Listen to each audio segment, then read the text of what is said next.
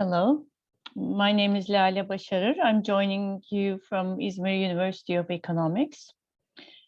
And I would like to thank the organization for this great event. The research study that I'm working on is titled Exploring the Neurological Basis and Motivation for Learning to Design during the Covid-19 pandemic. So as we all know, we're going through tough times. And the main question of the research is to see whether the motivation to design can be explained in association with neurological aspects, and whether it can shed light on methodologies on learning to design. So the paper looks into cognitive processes, neuroscientific knowledge around the act of design, and pedagogical knowledge around learning to design. So all three of these domains are huge in themselves, but I'm trying to understand them in order to merge them into what I'm trying to understand.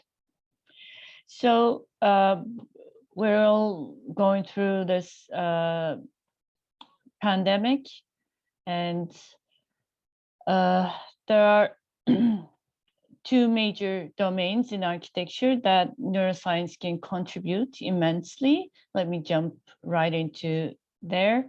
And one is the occupant, and the other is the architect. So I have been working on the understanding the occupant behavior, and also the design intent and learning processes. And now I'm trying to understand the neurological basis and the architectural design students. So there have been numerous research study in the domain of neurocognition, and this is one of them. I'm not going to go into all of them. They're all in the paper for timekeeping purposes.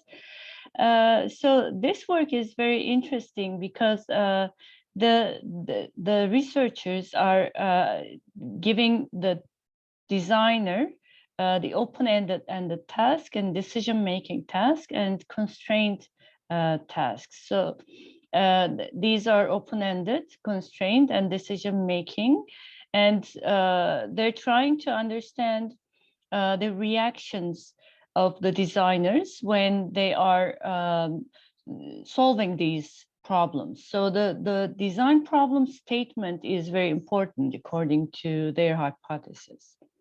And what they're doing is actually they're connecting these bands onto the skull and trying to understand what's going on in the brain and the waves of the band activity in different statement tasks.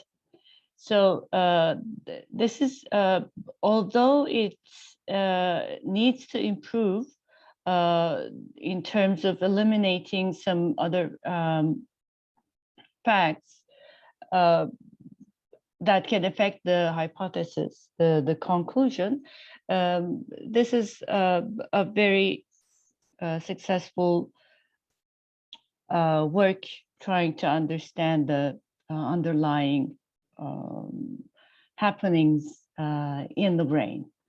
So it's a kind of scanning the brain. So what I'm trying to do here is the framing research platform, and trying to understand the experience of the students online, trying to attend the design studios and experiencing the critiques, reviews, and how much of the comments reach the students.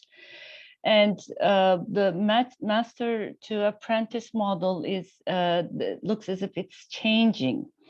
And by the assessments, critiques, reviews, and plus neurocognitive measurements, we can improve that relationship, since there aren't any one master anymore. So I'm trying to frame the difference of before COVID-19 and today's applications in education. And I'm not going to go into detail in that, since I have a survey that I would like to share with you. And we asked the students about their experiences, their online design studio experiences. And the responses came as the 31 students responded, and they're aged between 18-24 and 25-49. And we asked the questions: would you consider yourself a determined candidate to become an architect? And the responses were quite positive, contrary to the observations that the faculty has had. And it turns out that the respondents are the privileged who had access to this online education and have the motivation to be even online in terms of getting the education in place. And so the result of the survey is that only 8 responded to what was problematic from their perspective and commented on how the online learning can be improved. And among the 8, only 1 suggested a social solution, and all respondents stated that they attend the online studio courses, among which 80% consider themselves as determined candidates to become architects. It can be interpreted that a majority of respondents are fairly motivated. So the respondents can be considered as volunteer candidates for a neurocognitive study to discover further means that students are tackling when learning to design through online education. The next step of this research study will be the setup of an experimentation for architectural design students to supply the results of the survey that currently reveals conflicting results with the observation that I just mentioned, that the students' motivation during COVID-19 has dropped significantly. So to conclude, the understanding of human behavior cannot be reduced to neuron spikes. Neither can the desire to design be interpreted only in terms of neurological happenings. However, there is a link between the motivation of architectural designer and the firings of synapses in the brain. That's obvious. This link needs to be explored in further detail by focusing on our imaging capabilities. As the brain scans and EEG gadgets improve, the design research can improve immensely. This improvement can lead to better understanding of the motives underlying the design environment, as well as the education of new architects to build under the new normal conditions of the world.